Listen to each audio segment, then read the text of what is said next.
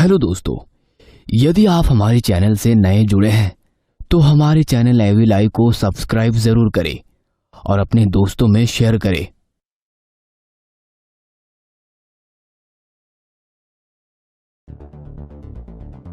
सुनसान सड़क की दोनों तरफ घना जंगल था। उस रास्ते पर निशांत तेजी से भागता हुआ जा रहा था। उसको अपने पीछे चलते हुए 2 कदमों की आहट साफ सुनाई दे रही थी। वह आहट एक साए की थी। निशांत जितना उस साए से दूर भागने की कोशिश करता, वो साया हर वक्त उसे खुद के साथ ही नजर आता। वह भागते हुए मैदान में पहुंच गया। उसे लगा अब वो इस जंगल से निकल गया है, मगर जैसे ही उसने कदम आगे बढ़ाया, उसके पैर वहीं के वहीं रुक गए। वह किसी मैदान में नहीं बल्कि एक कब्रिस्तान में खड़ा था और सामने ढेर सारी कब्र थी। निशांत की काम्या से शादी हुए अभी 1 साल ही हुआ था। दोनों की फर्स्ट मैरिज एनिवर्सरी थी। सुबह से ही काम्या उसका इंतजार कर रही थी, मगर निशांत किसी जरूरी काम से शहर से बाहर गया हुआ था। यार, तुम तो शादी की पहली एनिवर्सरी पर ही मेरे साथ नहीं हो। भला कोई अपनी नई नई शादी में अपनी पत्नी से इस तरह का मिसबिहेव करता है क्या? काम्या, मुझे खुद अच्छा नहीं लग रहा है कि मैं इस वक्त तुम्हारे साथ नहीं हूँ, मगर यदि जरूरी मीटिंग नहीं होती तो मैं तुम्हें अकेला छोड़कर कहीं नहीं आता। बस कुछ ही देरी की बात है। जैसे ही ये मीटिंग खत्म हो जाएगी मैं तुम्हारे पास आ जाऊंगा। ठीक 5 बजे रेडी रहना, तुम्हारे लिए एक जबरदस्त सरप्राइज है। मुझे नहीं चाहिए कोई सरप्राइज, बस तुम जल्दी से आ जाओ। अब हाँ, बस कुछ घंटे की बात है, मैं तुम्हारे सामने हाजिर हो जाऊंगा। कहते हुए निशांत ने फोन रख दिया और वो जिस मीटिंग के लिए आया था उस मीटिंग में आने वाले क्लाइंट का इंतजार करने लगा। देर तक वो उस क्लाइंट का इंतजार कर रहा था, मगर क्लाइंट नहीं आया। वो उसके ऑफिस के बाहर चक्कर लगा रहा था। जैसे ही उसने घड़ी देखी, दोपहर के 2 बज चुके थे। ये विराट सर की खुद की तो शादी हुई नहीं है, मगर लगता है आज मेरी शादी तुड़वा कर रहेंगे। मीटिंग सुबह 11 बजे शुरू होनी थी, दोपहर के 2 बज चुके हैं। उनका कोई पता ही नहीं है। मुझे नहीं लगता कि मैं रात को 9 बजे से पहले काम्या के पास पहुंच पाऊंगा। निशांत खुद से ही बातें कर रहा था कि विराट वहां आ गया और दोनों विराट के केबिन में जाकर मीटिंग करने लगे। जैसे ही मीटिंग खत्म हुई, घड़ी में 6 बज रहे थे। अरे आज तो घर पहुंच पाऊंगा, तब तक मेरी एनिवर्सरी खत्म हो जाएगी। कैसे भी करके 12 बजे से पहले मुझे काम्या के पास पहुंचना होगा। सोचते हुए निशांत स्पीड में कार चलाने लगा, मगर ट्रैफिक के कारण उसकी कार तेज नहीं चल पा रही थी। आज मुझे शॉर्टकट लेना ही होगा, वरना समय पर घर नहीं पहुंच पाऊंगा। सोचते हुए उसने गाड़ी हाईवे से सुनसान सड़क की ओर डाल दी। सुनसान सड़क पर कुछ दूर तक कुछ गाड़ियां आती जाती नजर आ रही थी, मगर जैसे ही अंधेरा गिरने लगा, सड़क पर आवाजाही ना के बराबर हो गई। दोनों तरफ कोई स्ट्रीट लाइट भी नहीं थी, सिर्फ निशांत की कार की हेडलाइट की रोशनी सड़क पर दिखाई दे रही थी। कुछ देर पहले तो इस सड़क पर थोड़ी बहुत हलचल भी थी, मगर अब तो पूरी रोड सुनसान है। कहीं मैं रास्ता तो नहीं भटक गया? मुझे गूगल मैप ऑन करना ही होगा। खुद से बातें करते हुए जैसे ही निशांत ने अपना मोबाइल अपने हाथों में लिया तो उसने देखा मोबाइल पर काम्या के 2 मिस कॉल थे। वह काम्या को फोन लगाने लगा तो उसके मोबाइल में नेटवर्क ही नहीं थी। शिट यार, इसमें तो नेटवर्क ही नहीं है। इसका मतलब गूगल मैप भी नहीं चलेगा। काश थोड़ा बहुत नेटवर्क होता तो मैं किसी को अपनी लोकेशन शेयर करके मदद मांग लेता, मगर अब तो इस सड़क पर आगे जाने के अलावा कोई रास्ता ही नहीं है। हो सकता है यही सड़क आगे जाकर हाईवे से मिल जाए। निशांत अंधेरे में धीरे धीरे अपनी गाड़ी आगे बढ़ाने लगा। तभी अचानक उसकी गाड़ी की हेडलाइट ऑन ऑफ होने लगी। हेडलाइट की दिक्कत को इग्नोर करते हुए निशांत धीरे धीरे आगे बढ़ रहा था। कुछ दूर जाकर हेडलाइट बंद हो गई। चारों तरफ अंधेरा था। निशांत ने गाड़ी बंद करके दोबारा चालू करके हेडलाइट चालू करने की कोशिश की। 1-2 बार बंद चालू होकर हेडलाइट चालू हो गई थी। हेडलाइट चालू होने के बाद जैसे ही निशांत की गाड़ी कुछ दूर चली थी, उसे बीच जंगल में एक व्यक्ति सड़क के किनारे बैठा हुआ नजर आया। बीच जंगल में ऐसे किसी को देख निशांत को हैरानी हुई। इस बीच जंगल में कौन बैठा हो सकता है? लगता है कोई लकड़हारा होगा जिसे मदद की जरूरत होगी। गाड़ी रोककर पूछ लेता हूँ, हो सकता है वो यहाँ से निकलने का रास्ता बता दे। सोचते हुए निशांत ने अपनी कार उसी व्यक्ति के पास लाकर रोक दी। जैसे ही गाड़ी रुकी, वो व्यक्ति जोर जोर से रोने लगा। उसके रोने से निशांत डर गया, मगर फिर भी कार का गेट खोलकर उसके करीब गया और कंधे पर हाथ रखकर बोला, क्या हुआ भाई? क्यों परेशान हो? कोई मदद की जरूरत है क्या? निशांत की आवाज सुनकर वो पीछे पलटा और रोते रोते जोर से हंसने लगा। हंसते हुए उसका चेहरा बहुत ही भयानक लग रहा था। सर पर लगी हुई चोट से बहता हुआ खून सूख चुका था, जिस पर कुछ मक्खियां भिनक रही थी। शरीर पर जगह जगह घाव के निशान थे। जिन पर कीड़े चल रहे थे।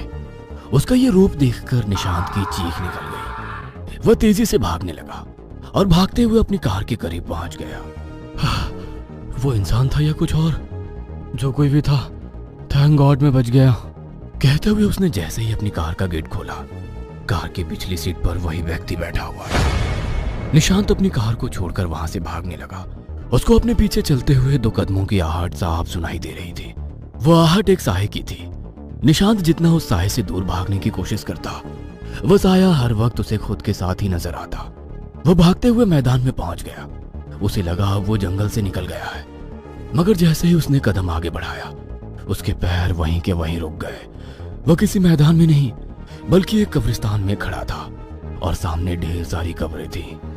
उसके पैर वहीं पर जम गए। उसे समझ नहीं आ रहा था कि वो किस ओर जाए। पीछे भयानक साया और सामने कब्रिस्तान। डर के कारण तेजी से कांपने लगा। तभी उसे लगा किसी ने उसके कंधे पर हाथ रखा है। उसने पीछे मुड़कर देखा तो वही साया उसके बिल्कुल करीब खड़ा था।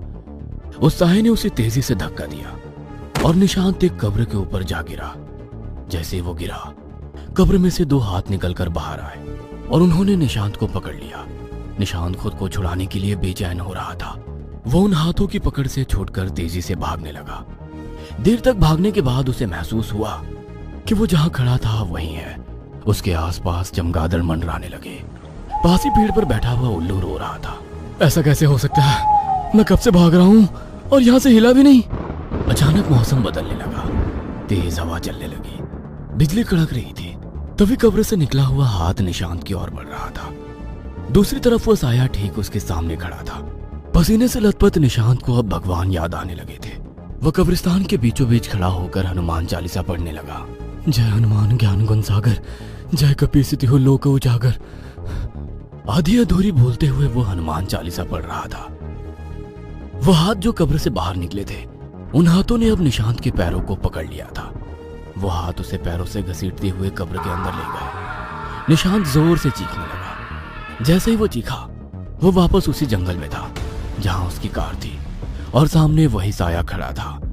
निशांत को अब समझ में आ गया था कि उसके साथ जो कुछ भी हो रहा है वो सब एक छलावा है, मगर वो उस छलावे से कैसे निपटे ये कुछ समझ नहीं आ रहा था। तभी उसे ध्यान आया कि उसकी माँ ने पिछले वर्ष नवरात्रि की पूजा करके माताजी की चुनरी और ताबीज उसे आशीर्वाद के स्वरूप प्रदान किया था, मगर उसने अपनी माँ की बात को हंसी में टालते हुए वो ताबीज और चुनरी कार के डैशबोर्ड में ही छोड़ दी थी। वो भागते हुए कार के करीब गया और हड़बड़ाते हुए उसने जैसे ही डैशबोर्ड खोला, सामने ही माताजी की चुनरी और ताबीज रखी थी। उसने माताजी की चुनरी को उठाकर अपनी आंखों से लगाया और ताबीज व चुनरी अपने गले में डाल दिया। फिर ड्राइविंग सीट पर बैठकर जंगल से बाहर निकलने की कोशिश करने लगा। वह साया अभी भी उसकी गाड़ी के साथ साथ ही चल रहा था। उसने जैसे ही गाड़ी को रोकने की कोशिश की, उसको जोरदार झटका लगा। वह कार से बहुत दूर जाकर गिर गया। बैक व्यू मिरर से उसने देखा, वो साया अब अदृश्य हो चुका था। वहां पर कोई नहीं था। तभी उसके फोन पर काम्या का फोन आया। निशांत के मोबाइल में नेटवर्क आ चुका था। निशांत ने तुरंत ही गूगल मैप ऑन किया और उस जंगल से निकलकर हाईवे पर आ गया। आज भी निशांत जब शहर जाता है तो जंगल वाले शॉर्टकट को देखकर उसे पसीने आ जाते हैं। बड़े से आलीशान घर के मास्टर बेडरूम में सो रही मोनालिसा की जब रात को नींद खुलती है तो देखती है कि उसके कमरे की सीलिंग पर एक भयानक साया लटक रहा है, जिसके चेहरे से खून की बूंदें टपक रही थी। वो धीरे धीरे मोनालिसा के करीब आने लगा। यह दृश्य देखकर मोनालिसा पूरी तरह पसीने से लथपथ हो गई। उसके पूरे चेहरे पर इतना पसीना था कि मानो अभी मुंह धोकर आई हो। सोहन शहर का जाना माना बिजनेसमैन था। उसकी कंपनी में कई सारे लोग काम करते थे। उन्हीं में से एक थी मोनालिसा, जो दिखने में बहुत ही खूबसूरत थी। उसकी नजर सोहन की दौलत पर थी। काम के बहाने उसने धीरे धीरे सोहन का दिल जीता और उससे शादी कर उसके घर आ गई। मोनालिसा, आज मैं बहुत खुश हूँ। मुझे यकीन नहीं हो रहा कि हम दोनों साथ में जीवन बिताने वाले हैं। यकीन तो मुझे भी नहीं हो रहा है मेरी किस्मत पर। कहीं ऐसा ना हो कि तुम मुझे धोखा दो। मोनालिसा, तुम धोखा देने के बारे में सोच भी कैसे सकती हो?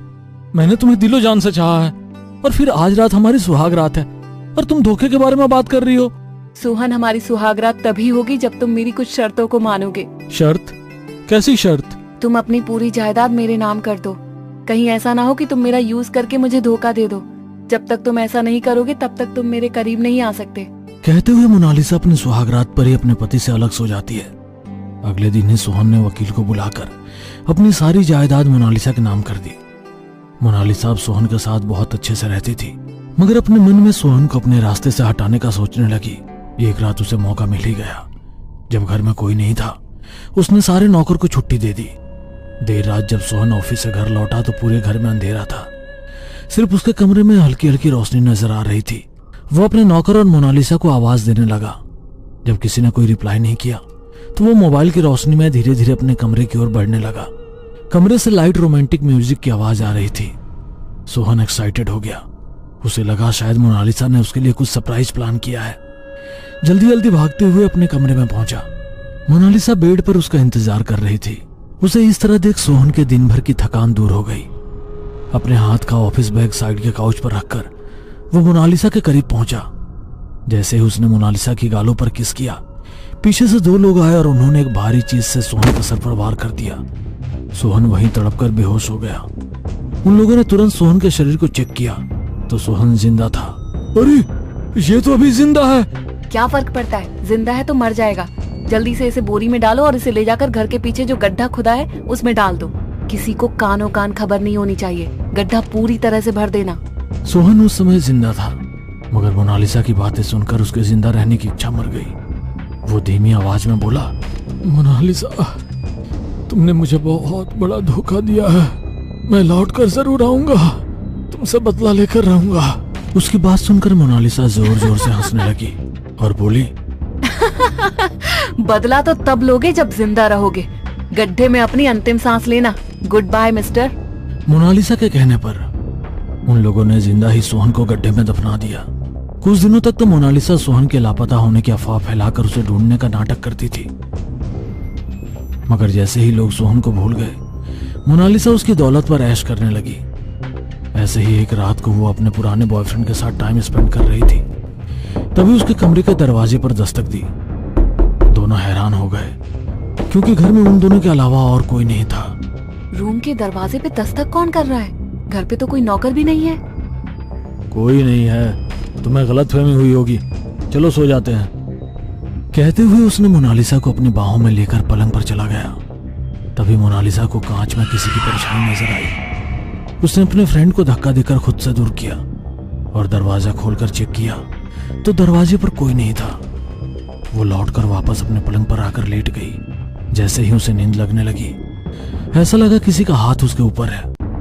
उसे लगा उसके दोस्त का हाथ होगा। वो हाथ उठाकर अपने ऊपर से हटाने लगी तो वो हाथ उसके हाथ में आ गया। डर के कारण वो उठ बैठी और उसने लाइट ऑन की तो देखा सामने सोहन बैठा था।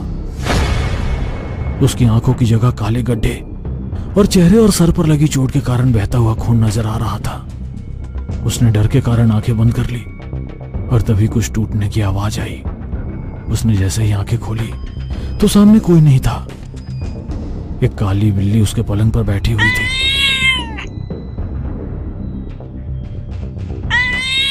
वो आंखें खोलकर चारों ओर सोहन को ढूंढ रही थी, मगर सोहन कहीं नहीं था। वो दोबारा पलंग पर लेट गई और जैसे ही उसकी नजर उसके कमरे की सीलिंग पर गई, वहां एक भयानक साया लटक रहा था जिसके चेहरे से खून की बूंदें टपक रही थी। वो धीरे धीरे मोनालिसा के करीब आने लगा। ये दृश्य देखकर मोनालिसा पूरी तरह पसीने से लथपथ हो गई। उसके पूरे चेहरे पर इतना पसीना था कि मानो अभी मुंह धोकर आई हो। जैसे ही वो साया उसके बिल्कुल करीब आया, मोनालिसा ने उसे अपने हाथों से धक्का दे दिया। दूर गिरकर वह साया अदृश्य हो गया। सारी रात डर के कारण वो सो नहीं पाई। अगली सुबह उसने उन दो लोगों को बुलाकर दोबारा सोहन की कब्र खुदवाई। सोहन उसी कब्र में था। उसकी लाश को देखकर मोनालिसा को यकीन हो गया कि कल जो कुछ भी हुआ था वो सब कुछ बुरा ख्वाब था। कब्र से लौटकर मोनालिसा खुद को रिलैक्स करने के लिए बाथटब में नहा रही थी। तभी बाथटब का पानी पूरी तरह से लाल हो गया। डर के कारण वो उससे निकलने के लिए खड़ी हुई तो ऐसा लगा किसी ने उसके पैरों को पकड़ लिया हो और वह बाथटब में खींचती चली गई। उसका चेहरा पानी के अंदर डूब गया था। उसे सांस लेने में तकलीफ होने लगी। वो मदद के लिए जोर जोर से चिल्ला रही थी। तभी अचानक उसे लगा कि वो पहले की तरह नॉर्मल ही है और बाथटब का पानी भी सही है। वो रिलैक्स होकर गहरी सांस लेने लगी। तभी उसकी निगाह सामने वॉश बेसिन पे गई। यहाँ पे उसे सोहन नजर आ रहा था। अब उसे लगने लगा था कि जो कुछ भी उसके साथ हो रहा है वो सब कुछ सोहन की आत्मा ही कर रही है। सोहन, मुझे पता है तुम मुझसे बदला लेने के लिए आए हो, मगर प्लीज मुझे माफ कर दो। मैंने तुम्हारे साथ बहुत गलत किया। मैं तुमसे अपनी गलती की माफी मांग रही हूँ। मुझे माफ कर दो प्लीज। इस तरह मुझे परेशान मत करो। मोनालिसा की बातें सुनकर सोहन की आत्मा मुस्कुराते हुए वहां से चली गई। अब रात दिन मोनालिसा सोहन की आत्मा को अपने आसपास महसूस करती और डर के कारण उसका जीना मुहाल हो गया था।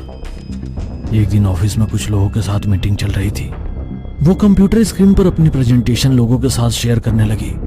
तभी उसे उसी वक्त कंप्यूटर स्क्रीन पर सोहन का साया नजर आने लगा। गुस्से में आकर उसने पास में रखा फूलदान कंप्यूटर स्क्रीन पर दे मारा। कंप्यूटर स्क्रीन बुरी तरह से चकनाचूर हो गया। उसके पास बैठे लोग अचानक से हुई इस हरकत को देखकर उसे हैरानी से देख रहे थे। सबके सामने मोनालिसा शर्मिंदा हो गई और मीटिंग छोड़कर अपने घर आ गई। ऐसे ही कई बार उसे अपने आसपास सोहन के होने का एहसास होता और वो कुछ ऐसी हरकत कर बैठती कि लोग उसे पागल समझने लगे थे। ऐसे ही एक दिन लोग पीठ पीछे उसका मजाक उड़ा रहे थे, जो मोनालिसा ने सुन लिया था। तुम लोगों को क्या लगता है मैं पागल हो गई हूँ? मैं पागल नहीं हूँ, मैं सच कह रही हूँ। मुझे हर दूर हन नजर आता है। वो मुझे मार डालेगा। हिम्मत है किसी को तो बचा ले मुझे उससे। तुम सच में सोहन के जाने के बाद पागल हो गई हो? सोहन हम सबको छोड़कर कहीं दूर जा चुका है, उसका कोई पता ही नहीं है, और तुम कहती हो कि वो तुम्हें नजर आ रहा है। सोहन कहीं नहीं गया है, यही है, देखो वो रहा सामने। कहते हुए वो सोहन के साए की तरफ इशारा करने लगी। सभी लोग उस ओर देखने लगे मगर उन्हें कोई नजर नहीं आया। अरे कोई नहीं है वहाँ, तुम्हारा वहम होगा। मेरा वहम नहीं है बल्कि हकीकत है। मैंने अपने इन्हीं हाथों से सोहन को मारा है और वो मुझसे बदला लेने वाला है। तुम्हें मुझ पर यकीन नहीं है ना? तो चलो मेरे साथ। कहते हुए मोनालिसा अपने दोस्त को अपने साथ सोहन की कब्र पर ले जाती है, जहाँ पर वो गड्ढा खोदकर उन लोगों को सोहन की लाश दिखाती है और अपना जुर्म कबूल करती है। तभी अचानक ही वहाँ का मौसम बदल जाता है। तेज हवाओं के साथ तेजी से बिजली कड़कने लगती है। अब सोहन का साया सभी को नजर आता है। यही तो मैं चाहता था कि तुम अपना जुर्म कबूल कर लो। तुमने अपना जुर्म कबूल कर लिया, अब तुम्हें सजा मैं दूंगा। कहते हुए वो मोनालिसा को घसीटते हुए उसी कब्र में डाल देता है। मिट्टी खुद ब खुद उस गड्ढे को भर देती है। मोनालिसा खुद को बचाने के लिए जोर जोर से चिल्लाती है, मगर कोई भी उसे नहीं बचाता। उस दिन के बाद से सोहन की आत्मा किसी को भी नजर नहीं आई।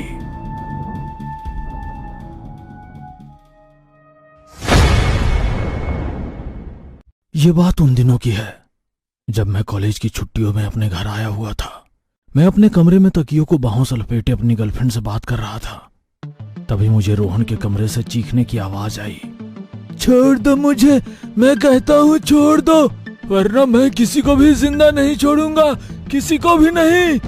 रोहन की आवाज सुनकर मैं जैसे ही उसके कमरे में गया, मेरे पैरों तले जमीन खिसक गई। मेरे भाई रोहन को चाचा जी और मेरे पिताजी पकड़े हुए थे। दो शरीर से बलवान आदमी एक 12 साल के बच्चे को अपनी पूरी जी जान से पकड़े हुए थे। ये सब देखकर मैं पहले चौंक गया था, लेकिन जब मेरा ध्यान रोहन के नाखूनों पर गया तो मेरे होश उड़ गए। उसके नाखून में खून और मांस फंसा हुआ था, जो उसने अपना ही चेहरा और छाती नोच के इकट्ठा किया था। रोहन पहले से ही अपने ही खून में लहूलुहान हो रखा था, पर मैं जान नहीं पा रहा था कि मेरे छोटे भाई को क्या हो गया, इतना चिल्ला क्यों रहा है, और पिताजी और चाचा जी उसे पकड़े क्यों हैं। मुझे बहुत डर लगने लगा। अपने भाई को दर्द से चीखता देख मैं उसकी मदद के लिए उसके पास जाने को ही हुआ था कि तभी माँ ने मुझे रोकते हुए कहा, रुक जा अर्जुन, अभी तेरे दादा आते ही होंगे, अभी ठीक हो जाएगा, तू फिक्र मत कर। माँ अभी अपनी बात पूरी कर ही रही थी, तभी दादाजी आ गए। दादा ने आते ही कहा, बता कौन है तू और कहां से आया है? क्यों परेशान कर रहा है मेरे पोते को? तू क्या चाहता है बता। दादा की बात सुनते ही रोहन की आंखें पहले से और बड़ी भयानक हो गई थी। वो गुस्से में अपने मुंह के अंदर का मांस काटकर खाने लगा था और उसका पूरा मुंह लहूलुहान हो चुका था। उसकी लाल लाल आंखें और चेहरा गुस्से से काला पड़ चुका था। कौन है तू? बोलता क्यों नहीं? आखिर चाहिए क्या तुझे? जहां से भी आया है वहीं पर चला जा। तुझे जो कुछ भी चाहिए हम तुम्हें दे देंगे, लेकिन इस बच्चे को छोड़ दे। दादाजी के इतना कहने पर भी रोहन लगातार चीखता और चिल्लाता रहा। फिर अजीब अजीब सी आवाजें निकालने लगा। रोहन एक पल में खूब रोता तो अगले ही पल जोर जोर से हंसने लगता। मैं भी माँ के साथ एक कोने में खड़ा अपने भाई को ये सब करता देख रहा था। घर वालों को भी रोहन की अब चिंता होने लगी थी, क्योंकि दादाजी के पूछने पर भी रोहन ने उनके किसी भी सवाल का जवाब नहीं दिया था। सुरेश और विक्रम, रोहन को जल्दी पूजा घर में ले चलो, अब आगे का काम वहीं होगा। दादाजी की बात सुन पापा और चाचा ने रोहन को कसकर पकड़ लिया था। रोहन ने भी पूजा घर का नाम सुनते ही खौफनाक रूप धारण कर लिया और चिल्लाने लगा, नहीं नहीं, वहां मत ले जा, मुझे वहां मत ले जा। रोहन जोर जोर से कहता हुआ भागने की कोशिश करने लगा, लेकिन मेरे चाचा और पापा उसे घसीटते हुए पूजा घर में ले गए। वो पहले से काफी शांत भी हो गया था। बोल, कौन है तू और यहाँ क्यों आया है? क्या चाहता है? इस बच्चे ने क्या बिगाड़ा है तेरा? अरे इसे क्यों परेशान कर रहा है? बोल बोल, वरना यहीं तुझे भस्म कर दूंगा। दादा की बात सुनकर रोहन ने पहले तो सभी घर वालों को एक नजर देखा। मैं मसान हूँ और इस लड़के ने मेरे घर को बर्बाद किया। मैं 3 साल से सो रहा था, इसने मुझे नींद से जगाया है, इसलिए मैं इस लड़के को नहीं छोड़ूंगा, इसको तो अपने साथ लेकर ही जाऊंगा।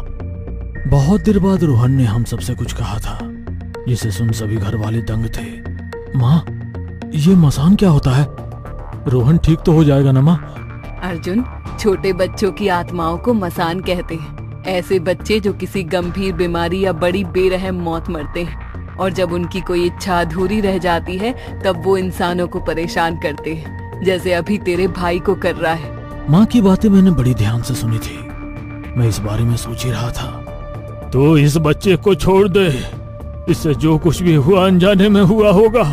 तुमको परेशान करने का इसका कोई इरादा नहीं था। इसके बदले में जो तुम कहोगे वो मैं करूंगा।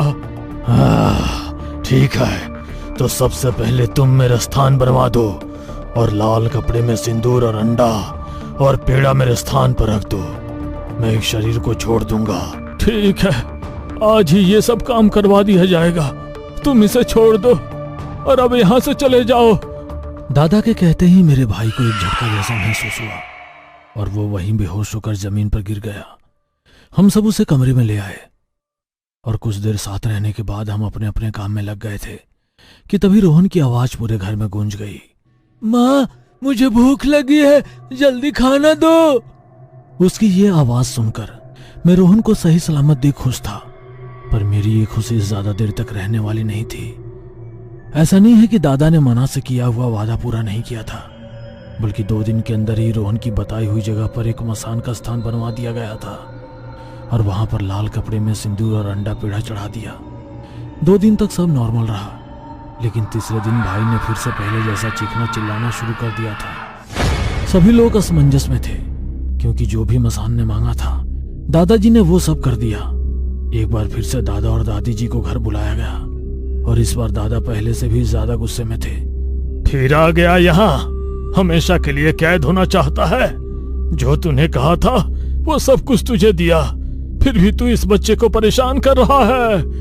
दादाजी की बात सुनकर रोहन और जोर से चिल्लाया। लगता है तू ऐसे नहीं मानेगा, तुझे सबक सिखाना ही पड़ेगा। इसे एक बार फिर से पूजा घर में ले चलो। दादाजी ने पापा और चाचा से कहा था और रोहन भी पूजा घर जाने के नाम पर और जोर जोर से चीखने लगा था। अब तो वो इतना तेज चिल्ला रहा था कि आसपास के मोहल्ले वाले भी रोहन की चीख साफ सुन सकते थे और लोगों ने रोहन को लेकर अपनी ही कहानी बनाना शुरू कर दी थी। तभी हमारे घर दादा के दोस्त आए। उन्हें आते ही पता चल गया था कि आखिर रोहन के साथ क्या हो रहा है। उन्होंने दादा से तुरंत कहा, मोहन, जब ये तुझसे नहीं संभाला जा रहा तो क्यों इस बच्चे की जिंदगी के साथ खिलवाड़ कर रहा है?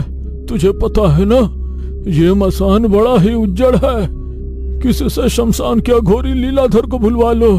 ये मसान तो क्या, बड़े से बड़ा जिन पिशाच भी पानी मांगते हैं उसके सामने।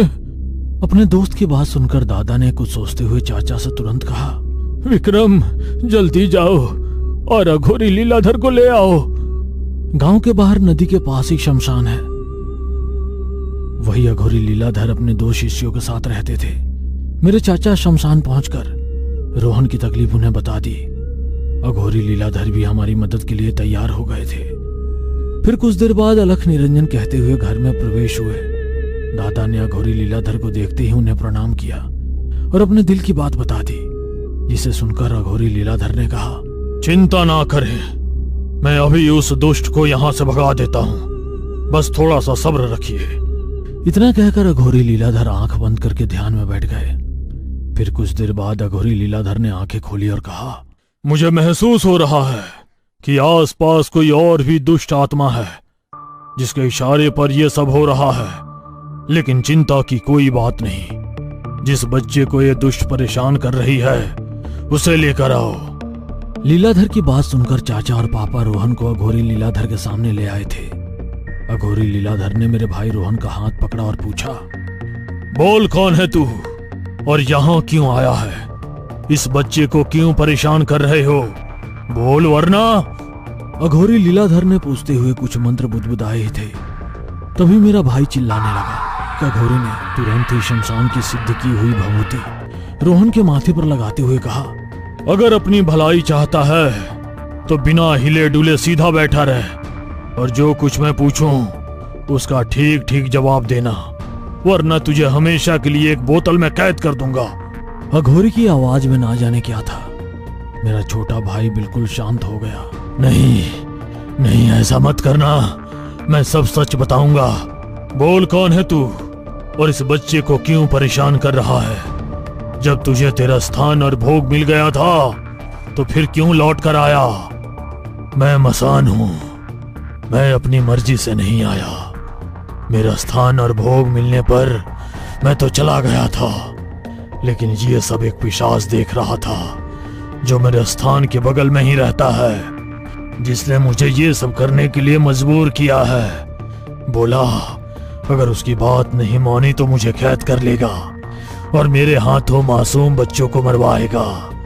मैं तो खुद भी एक बच्चा हूँ, मेरा भी मन खेलने कूदने का करता है। मैं किसी की जान लेना नहीं चाहता। मुझे अच्छा नहीं लगता जब कोई बच्चा तकलीफ में हो, क्योंकि मैं भी किसी रोज इसी तकलीफ में तड़प तड़प कर मर गया था। वो पिशाच ताकतवर है, मैं उससे मुकाबला नहीं कर सकता हूँ। मसान की सारी बातें सुनने के बाद अघोरी लीलाधर ने घर वालों से कहा, तुम एक मिट्टी का कलश, नींबू, सिंदूर और लाल कपड़ा ले आओ। मैं पहले इस मसान को आजाद करता हूँ, फिर उस पिशाच को देखूंगा। मेरे चाचा जाकर सामान ले आए। अघोरी लीलाधर ने मेरे छोटे भाई को लौंग द्वारा बने एक घेरे में बिठाया और नींबू काट कर रख दिया। फिर मिट्टी के कलश में अंडा पेड़ा रख के मन ही मन मंत्र पढ़ने लगा। अचानक मेरा भाई बेहोश हो गया और योगी लीलाधर ने कलश को लाल कपड़े से बांधकर उसे सिंदूर से रंग दिया। फिर सबको सुनाते हुए कहा, अब तुम्हारा बच्चा सुरक्षित है। इस मसान को मैंने इस कलश में कैद कर दिया है और इसे मैं नदी में डुबो दूंगा। कल शाम को मैं एक ताबीज कर दूंगा जो इसके गले में बांध देना, फिर इसे कोई भी दुष्ट आत्मा परेशान नहीं करेगी। अघोरी लीलाधर अभी बोल ही रहे थे कि तभी मैंने पूछा, तो बाबा उस पिशाच का क्या होगा? मेरी बात सुनकर सबकी नजरें मुझे ही देखने लगी थी और बाबा ने मुस्कुराते हुए कहा, तुम उसकी चिंता मत करो, उसका इलाज मैं उसके स्थान पर जाकर करूंगा, छोड़ूंगा नहीं उसे। बाबा की बात सुनकर मैंने अपना सिर नीचे कर लिया और सभी लोग अघोरी लीलाधर का धन्यवाद करने लगे। दूसरे दिन अघोरी लीलाधर ने मेरे भाई के गले में एक ताबीज बांध दिया और उसी रात मैं अघोरी लीलाधर का पीछा कर उसी जगह पर पहुंच गया था जहां पर मेरे भाई को भूत बाधा हुई थी। मैंने देखा कि पहले तो अघोरी लीलाधर ने उस स्थान पर चारों तरफ लौंग से घेरा बनाया और अपने एक शिष्य को उसके अंदर बैठने को कहा।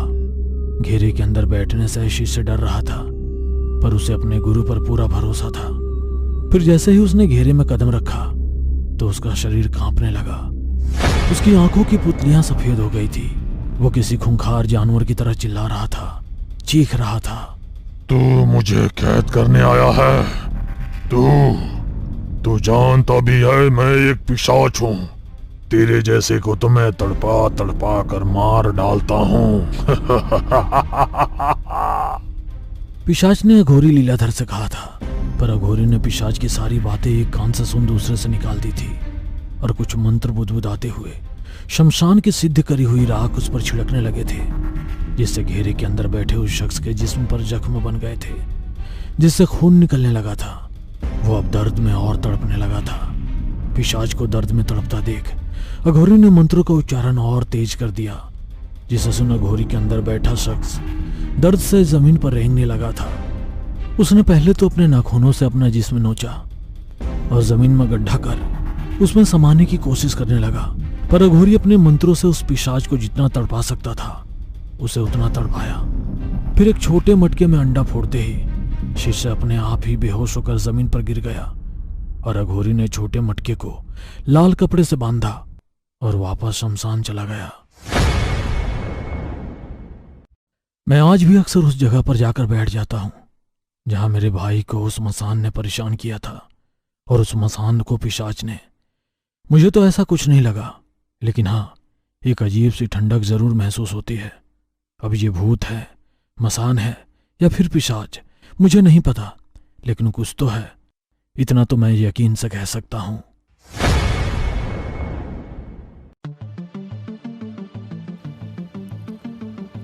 हरियाणा के अरावली पहाड़ों में पुलिस को अभी अभी एक अज्ञात लाश की खबर मिली थी। रात बहुत हो चुकी थी और उस रात को और खौफनाक बनाने में मूसलाधार बारिश ने उसका साथ देना शुरू किया। ऐसी बारिश और बार बार आती भयंकर बिजली की आवाज कि अपने आप कानों पर हाथ चले जाए। लेकिन पुलिस का जो काम है वो न तो बारिश देखता है और न ही रात। और वे लोग उस जगह पहुंचे जहां पर वो लाश दिखी थी। बुरी तरह घायल वो शरीर, उसको साफ देखकर यह पता चल रहा था कि किसी ने बुरी तरह कोई दुश्मनी निभाई है। शरीर पर ढेर सारे चाकू के निशान, चेहरा पूरी तरह से बिगड़ा हुआ और शायद कुछ हड्डियां भी टूट चुकी थी। पुलिस ने बॉडी को सर्च करना शुरू किया तो देखा कि किसी का ड्राइविंग लाइसेंस उधर गिरा हुआ था, जिस पर खून के निशान भी थे। मालूम पड़ रहा था कि यही शख्स खूनी होगा।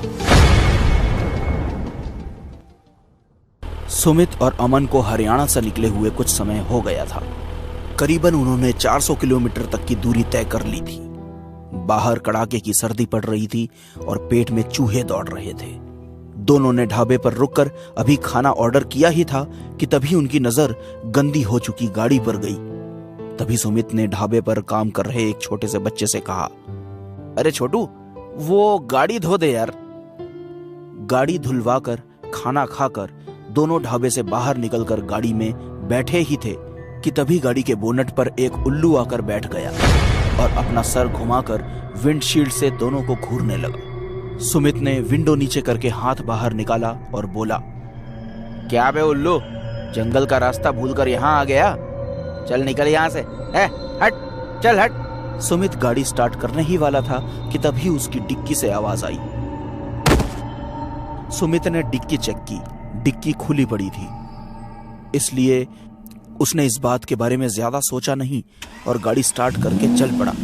गाड़ी चलाकर ढाबे से करीबन 1 किलोमीटर ही आगे बढ़े होंगे कि तभी सुमित के कंधे पर हाथ रखकर कोई पीछे से बोला, जरा गाड़ी लेफ्ट में रोकना।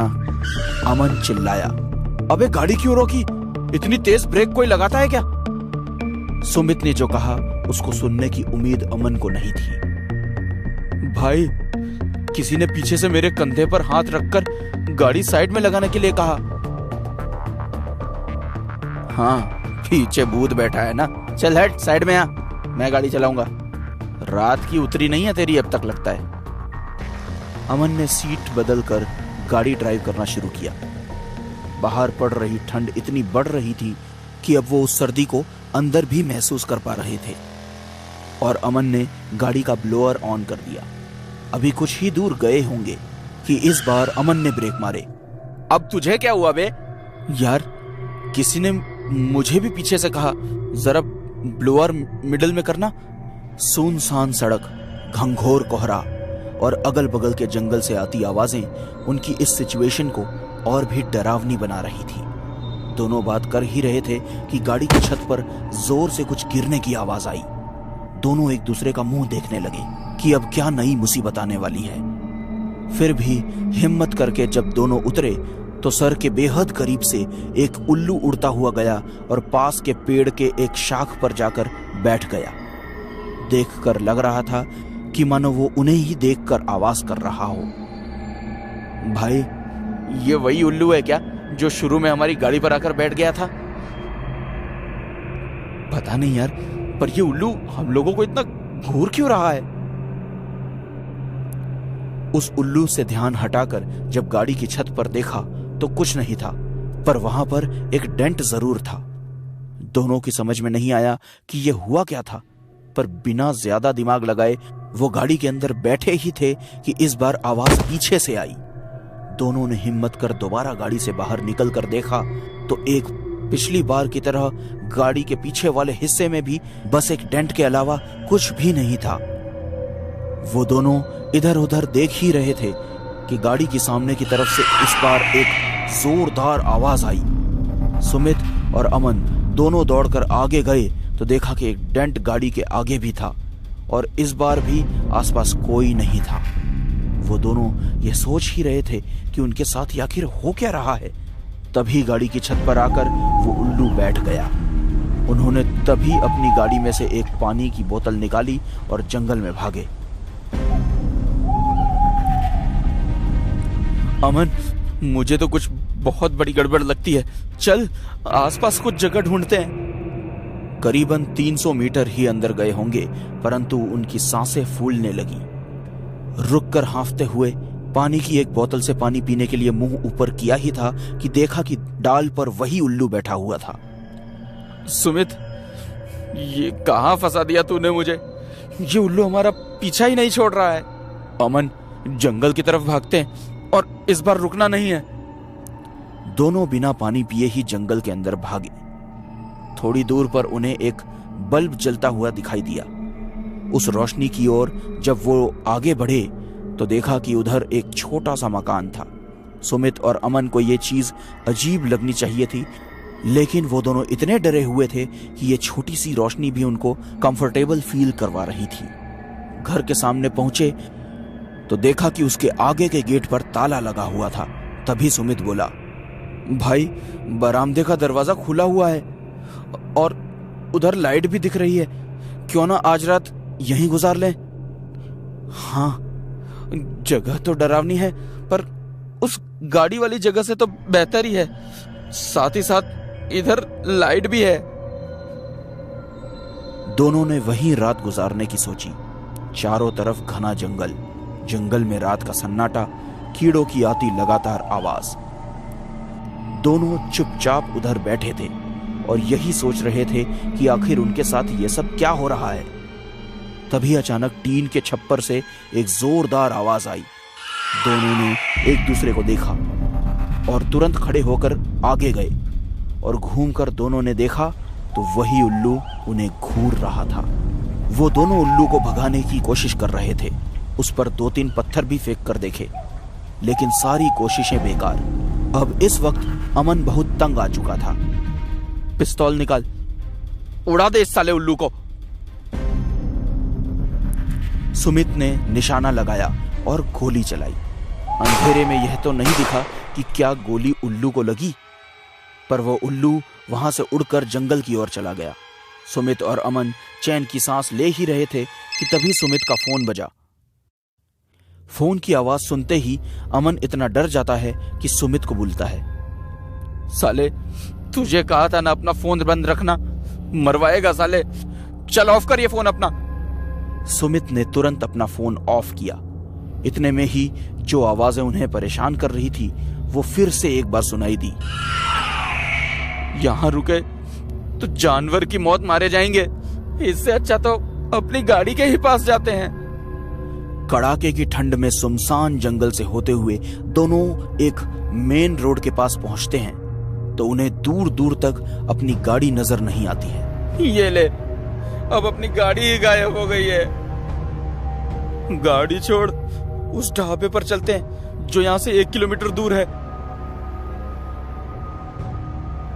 दोनों ढाबे पर पहुंचे तो उनकी गाड़ी वहीं खड़ी थी और साथ ही पुलिस की जीप भी। पुलिस की गाड़ी देख दोनों पलटकर जाने लगे कि ढाबे के उस बच्चे ने आवाज लगाई, अरे भैया, ये साहब आपसे बात करना चाहते हैं। डरे डरे से दोनों जब पुलिस के पास गए तो पुलिस ने पूछा, गाड़ी आपकी है? हाँ सर, हमारी ही है। तो ऐसे मेन रोड पर गाड़ी छोड़कर कहां चले गए थे? वो क्या है ना सर, हम जंगल में बाथरूम करने घुसे और जब वापस आए तो देखा गाड़ी वहां थी ही नहीं। पुलिस ने उनके पेपर्स और ड्राइविंग लाइसेंस सब चेक किए और कहा कि अब वो वहां से जा सकते हैं। गाड़ी में घुसने से पहले उन्होंने गाड़ी की छत, आगे वाला और पीछे वाला हिस्सा देखा और साथ ही में उसकी डिक्की भी सब कुछ चेक कर ली। दोनों इस सोच में डूब गए कि गाड़ी में पहले जो डेंट थे वो अब नए जैसे लग रहे थे। खैर पुलिस वहां बैठी ही थी, इसलिए दोनों ने वहां ज्यादा समय नहीं लगाया। दोनों जाकर गाड़ी में बैठे और गाड़ी स्टार्ट करने ही वाले थे कि तभी गाड़ी के बोनट पर वही उल्लू आकर बैठ गया और ऐसा लग रहा था कि वो शीशे से उस पार बस इन्हें ही देख रहा हो। उन्होंने उसे हटाने के लिए गाड़ी के वाइपर्स चला दिए, लेकिन फिर भी वो वहीं बैठा रहा। उसके बाद अमन बाहर निकलकर उस उल्लू को उड़ाने लगा। वो अंदर आकर बैठा और दोनों गाड़ी स्टार्ट करके चल दिए। दोनों के चेहरे पर एक अजीब सी मुस्कान थी जिसमें न जाने उन्होंने कैसे राज छुपाए हुए थे। अभी थोड़ी दूर ही गए थे कि उनकी गाड़ी खराब हो गई। लाख कोशिश के बाद भी गाड़ी शुरू नहीं हो रही थी। सुमित जब गाड़ी से उतरा तो एक अजीब सी फीलिंग उसे होने लगी, क्योंकि ये एग्जैक्टली वही जगह थी जहां उनकी कार थोड़ी देर पहले रुकी थी। नीचे उतरने के लिए जैसे ही सुमित ने गाड़ी का दरवाजा खोला था कि तभी फिर वो उल्लू उसकी गाड़ी पर आकर बैठ गया। फिर से यही। यह देखकर उसकी हालत और भी खराब होने लगी कि तभी वो गाड़ी में बैठकर एक बार फिर गाड़ी शुरू करने लगा। उसकी सारी कोशिश जब बेकार हो गई तो सुबह तक वेट करने के अलावा उसके पास कोई ऑप्शन नहीं था। गाड़ी की सीट को थोड़ा पीछे कर दोनों सोने की तैयारी करने लग गए कि तभी थोड़ी देर में डिक्की से एक आवाज आई। सुमित, तूने वो आवाज सुनी जो मैंने सुनी? हाँ, लेकिन गाड़ी से नीचे उतरने की कोई जरूरत नहीं है, चुपचाप बैठा रहे यहीं पर। थोड़ी देर में वो आवाज अपने आप बंद हो गई और दोनों ने चैन की सांस ली। आज की रात दोनों के साथ इतना कुछ हुआ था कि कब उनकी आंख लगी उन्हें पता ही नहीं चला। आंख लगने के 2-4 मिनट बाद ही किसी ने उनके शीशे पर दस्तक दी। सुमित और अमन दोनों की आंख अचानक खुली, पर दरवाजा किसी ने नहीं खोला। जब शीशे की दस्तक बंद हुई, गाड़ी के ऊपर सामने और पीछे की तरफ एक आवाज, अबे बाहर निकल, कितनी दूर भागेगा, निकल बाहर। हड़बड़ाकर दोनों गाड़ी से बाहर निकले तो देखा पुलिस के लोग डंडे से उनकी गाड़ी पर बुरी तरह से मार रहे थे। दरअसल सुमित और अमन ने ही उस आदमी की हत्या की थी जिसकी लाश पुलिस को हरियाणा से बरामद हुई। दोनों ने नशे की हालत में पहले उस आदमी को मिलने के लिए बुलाया और फिर उनका पैसा ना लौटाने पर उसकी बेरहमी से हत्या कर दी। हरियाणा पुलिस ने वो बरामद लाइसेंस राजस्थान पुलिस को दे दिया था, जो कि राजस्थान का ही निवासी था। लास्ट लोकेशन देखकर राजस्थान पुलिस ने दोनों को गिरफ्तार कर लिया। सुमित और अमन पुलिस की गाड़ी में बैठे थे और जब नजर अपनी गाड़ी की छत पर गई तो उस आदमी की लाश दिखी जिसके ऊपर वो उल्लू बैठा हुआ था।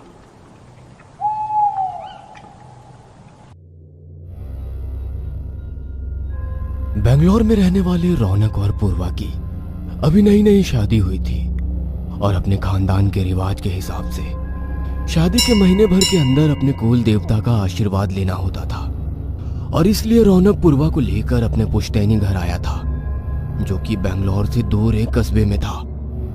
रास्ते में रौनक बस खामोशी से ड्राइव करता रहा और पूर्वा तरह तरह के सवाल करती रही। तुम्हारा घर कैसा है? क्या पुराने जमाने की हवेली जैसा है? अच्छा, क्या तुम्हारे घर पर अभी भी कोई रहता है? तुमने अपना बचपन वहीं गुजारा है ना? लेकिन रौनक बस चुप था और पूर्वा नाराज होकर बोली, चुप ही रहना था तो अकेले आते। तभी रौनक ने गाड़ी रोकी और बोला, घूंघट कर लो, मेरा गांव बस अब शुरू हो रहा है। जल्दी रौनक ने अपनी गाड़ी एक बड़ी सी हवेली के सामने रोकी और गाड़ी से उतरा। उसके साथ ही पूर्वा भी उतरी और उसने आसपास देखा तो सब कुछ बिल्कुल वीरान सा था। पूर्वा को वो जगह बड़ी मनहूस लग रही थी। तभी एक बूढ़ा वहां से गुजरा और रौनक उससे बोला, अरे शंभू काका, आपने मुझे पहचाना नहीं? मैं रौनक। लेकिन वो बूढ़ा रौनक और उसके साथ खड़ी पूर्वा को बस घूर कर देखता चला गया। पूर्वा को ये सब बहुत अजीब लग रहा था। पूर्वा रौनक का हाथ पकड़ती हुई बोली, रौनक, क्या यहाँ रहना जरूरी है? हम किसी और जगह रह लेते हैं ना, वहीं से कुलदेवी के मंदिर जाकर पूजा कर लेंगे। नहीं पूर्वा, यहाँ घबराने जैसा कुछ नहीं है। असल में क्या है ना, ये गांव का पिछला हिस्सा है, इसलिए सुनसान हो गया है। लोग आगे की तरफ जाकर बस गए हैं। तुम मेरे साथ आओ। इतना कहकर रौनक ने पूर्वा का हाथ पकड़ा और उसे लेकर हवेली के बड़े से दरवाजे के पास गया और उस टूटे फूटे दरवाजे से होते हुए वो अंदर गया।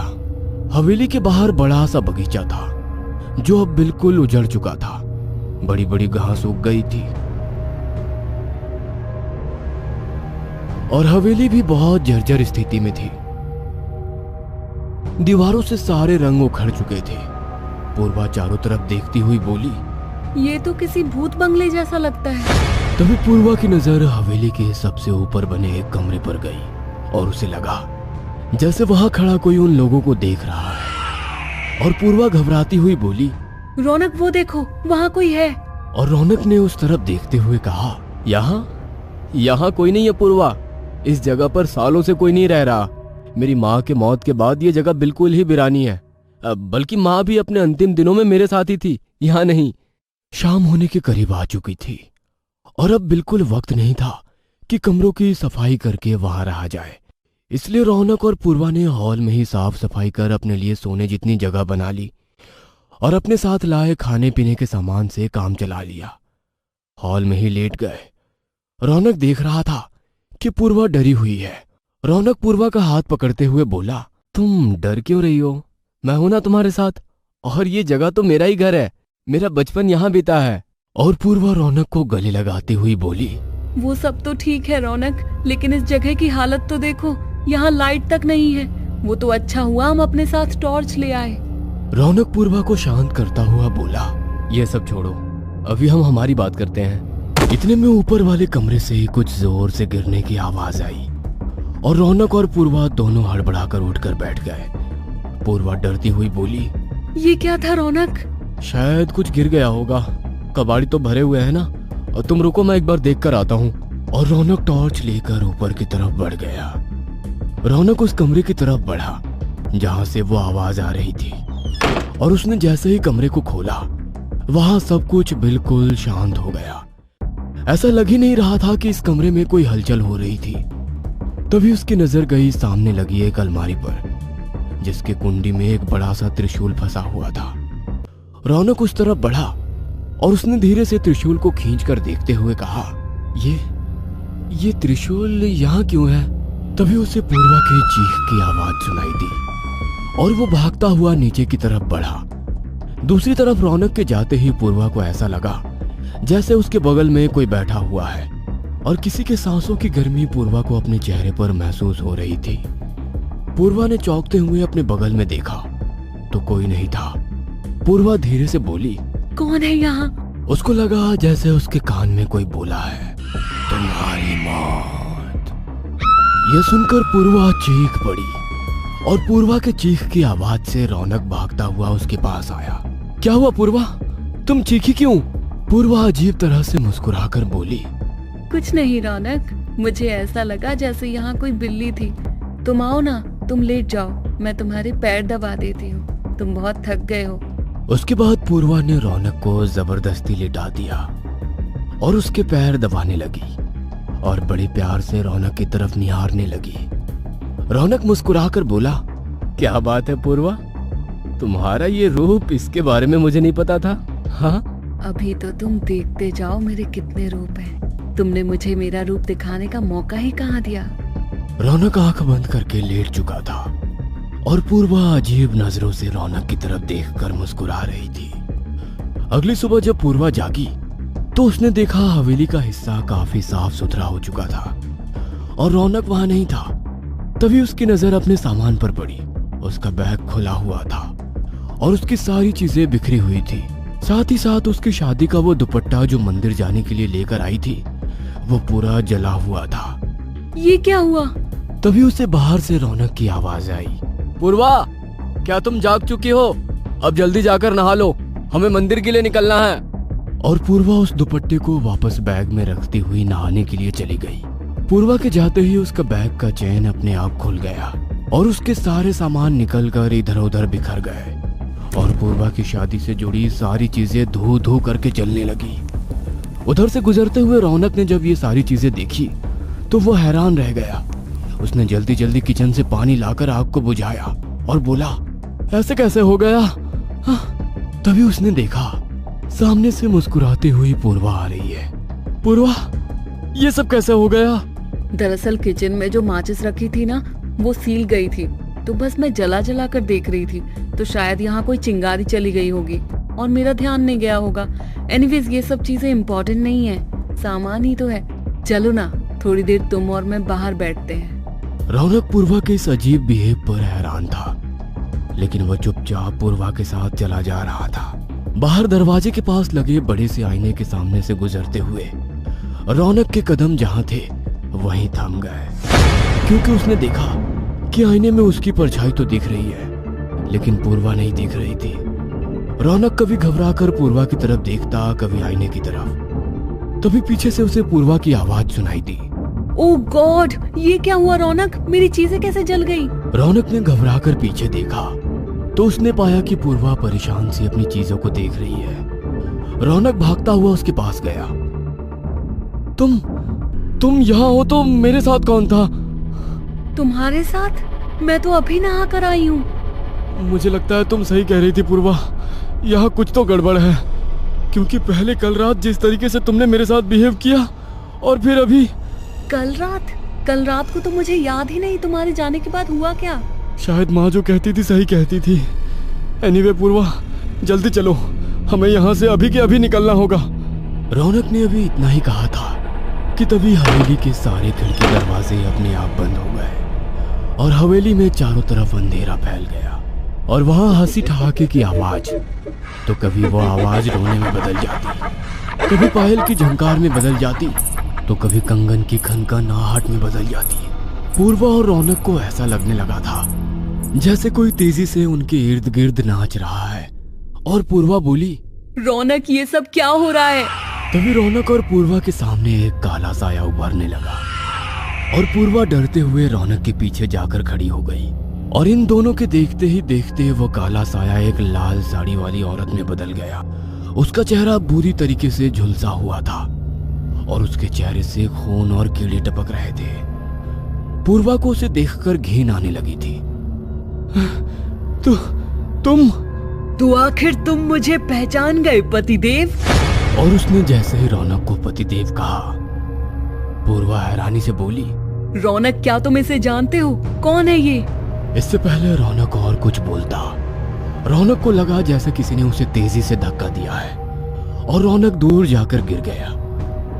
और वो लाल साड़ी वाली औरत तेजी से पूर्वा के पास आई और उसका गला पकड़ती हुई बोली, मैं तुझे बताती हूँ मैं कौन हूँ। मैं हूँ कनकलता, रौनक की बीवी, उसकी असली बीवी, जिसे उसने शादी के 2 दिन बाद ही छोड़ दिया और हमेशा के लिए चला गया। यह सुनकर पूर्वा हैरानी से रौनक की तरफ देखने लगी। इस वक्त पूर्वा को डर नहीं लग रहा था, बल्कि रौनक के लिए नफरत हो रही थी। कनकलता, छोड़ दो पूर्वा को, इसमें पूर्वा की कोई गलती नहीं है, ये सब मेरी गलती है।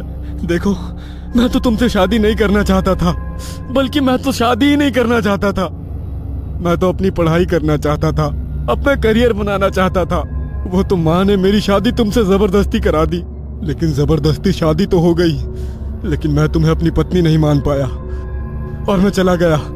वहां जाकर मुझे पूर्वा से प्यार हुआ और कुछ दिनों पहले हमने एक दूसरे से शादी कर ली है। देखो, मैं मानता हूँ कि तुम्हारी मौत के बाद भी मैं नहीं आ पाया, मैंने पति का कोई धर्म नहीं निभाया, इसलिए मुझे सजा दो, लेकिन इसमें पूर्वा की कोई गलती नहीं है। तुम्हें जो करना है मेरे साथ करो, इसे छोड़ दो। रौनक, तुमने मुझसे इतनी बड़ी बात छुपाई। पूर्वा, तुम भी मुझे माफ कर दो। मुझे तुमसे ये सब नहीं छुपाना चाहिए था, लेकिन मेरे लिए ये सब चीजें इंपॉर्टेंट नहीं थी, क्योंकि मेरा और उसके बीच पति पत्नी वाला कोई संबंध नहीं था, बल्कि मैं तो शादी के 2 दिन बाद ही यहाँ से चला गया था। उसके कुछ दिन बाद मुझे माँ का फोन आया कि रसोई में खाना बनाते हुए कनकलता के साड़ी में आग लग गई और उस आग में जलकर वो मर गई। लेकिन मेरे अंदर इतना गुस्सा भरा था कि मैं नहीं आया। कुछ दिनों बाद ही माँ का फोन आया कि हवेली में कुछ अजीबोगरीब चीजें हो रही है और माँ अभी यहाँ नहीं रहना चाहती थी और मेरे पास आ गई। वहाँ आकर कुछ समय बाद माँ की भी मौत हो गई और फिर मेरा यहाँ आना कभी नहीं हुआ। लेकिन मैं ये नहीं समझ पाया कि माँ किस अजीब गरीब चीजों की बात कर रही थी। कनकलता रौनक को गुस्से में घूरते हुई बोली, साड़ी में आग लगने से मेरी मौत नहीं हुई रौनक, बल्कि तुम्हारे घर वालों ने मुझे मारा था, क्योंकि उन्हें जब लगा कि मैं उन लोगों की पोल पट्टी खोल दूंगी सबके सामने कि तुम मुझे बीवी की तरह नहीं अपनाते और इन लोगों ने धोखे से हमारी शादी करवाई है, तो इन लोगों की बदनामी होगी, और इसलिए तुम्हारी माँ ने अपने नौकरों के साथ मिलकर मुझे जलाकर मार डाला था और मेरी लाश को मेरे ही कमरे की अलमारी में बंद कर दिया था। गांव में अफवाह फैला दी कि मैं भाग गई हूँ। मैंने उन नौकरों की जान तो ले ली अपने बदले के लिए, लेकिन तुम्हारी माँ उससे पहले यहाँ से भाग गई और जाते जाते वो त्रिशूल के जरिए मुझे उस अलमारी में कैद कर गई। लेकिन जब तुमने त्रिशूल को निकाल कर मुझे आजाद किया तो अब होगा मेरा बदला पूरा। देखो, मुझे इस बारे में कोई आइडिया नहीं था। तुम्हें जो सजा देनी है मुझे दे दो। तुम अपनी मौत का बदला मुझसे ले लो, लेकिन पूर्वा को छोड़ दो। लेकिन कनकलता इनकार करती हुई बोली, मुझे तुम चाहिए, मेरा पति, और वो इसकी जान लेने के बाद ही संभव है। इतना कहकर कनकलता ने पूर्वा के गले पर अपनी पकड़ मजबूत करने लगी और रौनक को समझ नहीं आ रहा था कि अब वो क्या करे और कैसे वो पूर्वा की जान बचाए। तभी रौनक को कुछ याद आया और वो भागता हुआ ऊपर कनकलता के कमरे में गया। अपने सामने अलमारी देखी जिसमें से उसने कल रात त्रिशूल निकाला था। रौनक ने जैसे ही उस अलमारी को खोला, उसमें से सड़ी गली हड्डियां एक कपड़े में लिपटी हुई बाहर गिरी, जिससे साफ पता चल रहा था कि ये कनकलता की हड्डियां है और कनकलता शायद अब तक इसलिए भटक रही थी क्योंकि उसे मुक्ति नहीं दी गई थी। रौनक ने बिना देर किए उस कमरे के फर्नीचर और लकड़ियों को जमा किया और उसकी लाश में आग लगा दिया। जैसे ही कनकलता की हड्डियों में आग लगी, वो धूं धूं करके जलने लगी। नीचे पूर्वा पर कनकलता की पकड़ ढीली पड़ गई और चीखने लगी। कनकलता की चीख से वो हवेली ही नहीं, पूरा गांव कांपने लगा था। देखते ही देखते वो आग कमरे से निकलकर पूरी हवेली में फैलने लगी। रौनक भागता हुआ नीचे आया तो उसने देखा कि नीचे पूर्वा बेहोश पड़ी है और आग इससे पहले कि पूरी हवेली तक फैल जाती, रौनक ने पूर्वा को अपनी बाहों में उठाया और हवेली से लेकर भाग गया। कुछ ही देर में वो पूरी हवेली किसी चिता की तरह धूं धूं करके जलने लगी और रौनक ऊपर आसमान की तरफ देखते हुए बोला, तुम्हारे साथ जो हुआ उसका मुझे अफसोस है कनकलता, लेकिन मुझे उम्मीद है अब तुम्हें मुक्ति मिल जाएगी। मैंने एक पति होने का दायित्व निभाया है और तुम्हें अग्नि के हवाले कर दिया है। तुम्हारी आत्मा को शांति मिले। इतना कहकर रौनक पूर्वा को लेकर गाड़ी में पिछली सीट पर लेटाया और बिना पीछे मुड़े ही शहर की तरफ लौट गया। थोड़ी देर बाद पूर्वा को होश आया और वो पिछली सीट पर उठकर बैठ गई। रौनक ने पूछा, तुम्हें होश आ गया? तुम अच्छा महसूस कर रही हो अब? इतना बोलते ही रौनक की नजर सामने लगे कांच पर पड़ी, क्योंकि सामने मिरर में वो अपना चेहरा तो देख पा रहा था, लेकिन पूर्वा उसे नहीं दिख रही थी। जैसे ही रौनक ने पीछे पलटकर देखा, पूर्वा के होठों पर एक गहरी मुस्कुराहट थी। अचानक सामने से आती ट्रक से रौनक की गाड़ी की जोरदार टक्कर हुई और उसकी गाड़ी खाई में गिर गई और पीछे से आवाज गूंजी, अब मेरा बदला पूरा हुआ है और अब मिली है मुझे मुक्ति पतिदेव। हेलो दोस्तों, यदि आप हमारे चैनल से नए जुड़े हैं तो हमारे चैनल एवी लाइव को सब्सक्राइब जरूर करें और अपने दोस्तों में शेयर करें